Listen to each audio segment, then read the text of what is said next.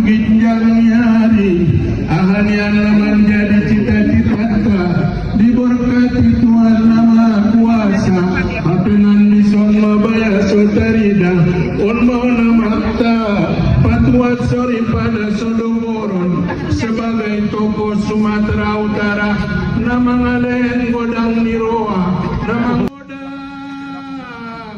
Nagit mangalet pangupaton dini badan tanda godang niro adia roronita musa sudena narobaya sian Jakarta atso salamat maniano tuginjang niari atso diberkati Tuhan tanamar kuasoi on mabaya godang niroa niamata patuat sori pada Sodogoron naduktar bonggal terbarita Tujai tujulu nama jadi toko Sumatera Utara tadoaunya tujuan atso salamaton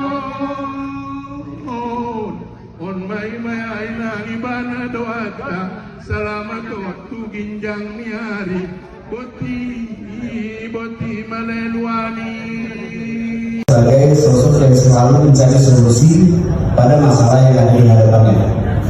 Jadi di luar rumah, setiap kali ada permasalahan selalu dicarikan solusi, baik data, baik diskusi, pokoknya dicarilah solusinya apa untuk permasalahan itu. Di rumah pun kayak gitu, kalau misalkan ada pipa bocor, dicari solusinya.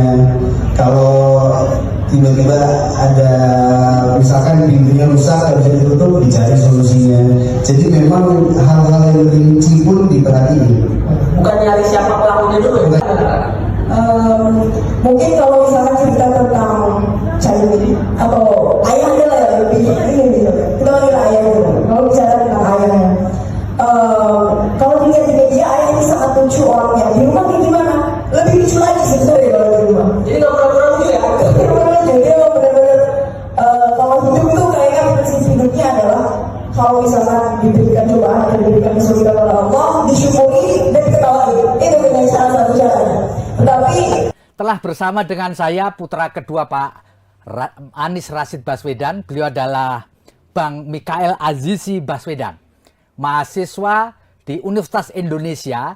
Beliau mengambil jurusan akuntansi dan telah bersama saya Bang Mikael. Assalamualaikum Bang. Waalaikumsalam. Terima kasih Mas Feby. Luar biasa.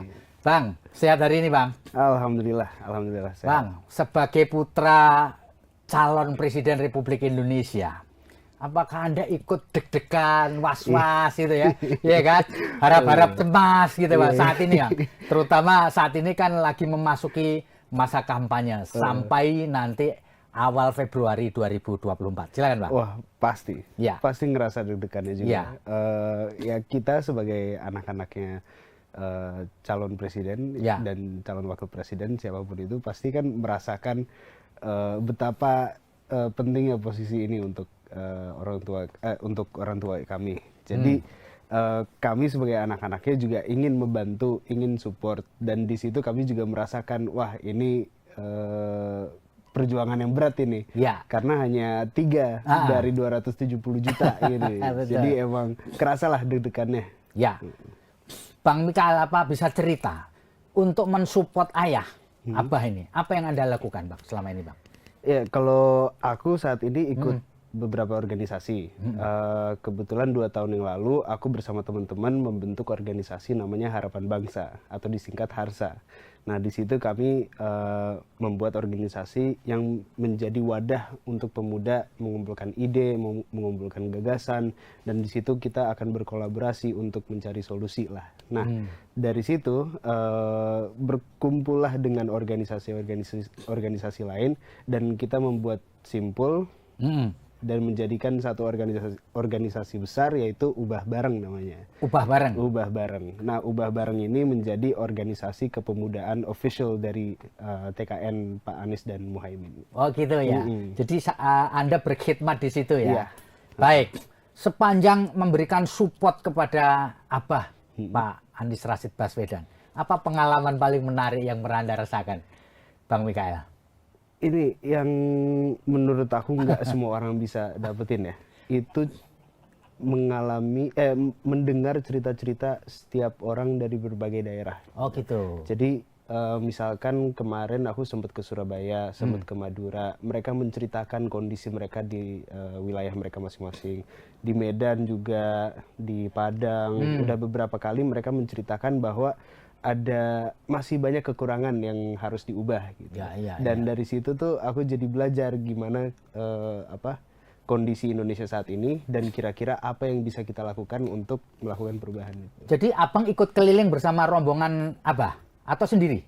Kadang bareng abah, kadang sendiri. Oke. Jadi keuntungannya adalah kita bisa ketemu langsung dengan konstituen audiens ya. Bener. Bang, kalau boleh saya tahu, apa di sela-sela kesibukan kampanye dan seterusnya, apakah masih ada waktu abah untuk ngobrol dengan keluarga Ngariung gitu, ngobrol-ngobrol soal politik, soal perkembangan gitu, bisa cerita Bang? Oh pasti ada, pasti disiapkan waktu lah sama abah. Cuma emang makin kesini makin dikit waktunya kan. Tapi kalau misalkan kita lagi kumpul di rumah, kita selalu berbincang mengenai kondisi saat ini atau perjalanan terakhir abah. Ataupun kalau kita nggak ketemu, kita juga masih sering WhatsAppan gitu. Lewat grup keluarga ya? Lewat grup keluarga. Gitu. Bang, biasanya apakah ketika Ngariung secara fisik, kumpul secara fisik, lengkap nggak? Anaknya Umi ada juga gitu, atau seadanya aja gitu? Seadanya aja. Yang bisa yang ngumpul bisa, di situ ngobrol gitu? Jadi emang misalkan kebetulan semuanya lagi di rumah, ya udah kita kumpul ngobrol gitu. Ya.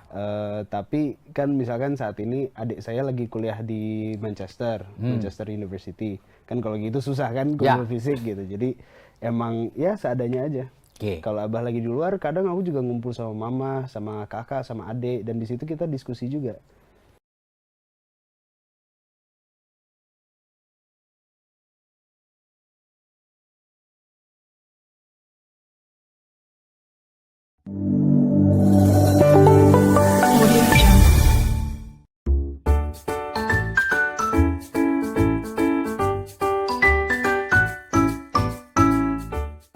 Halo teman-teman, jangan lupa terus saksikan konten-konten di Eno Glowing, like and subscribe.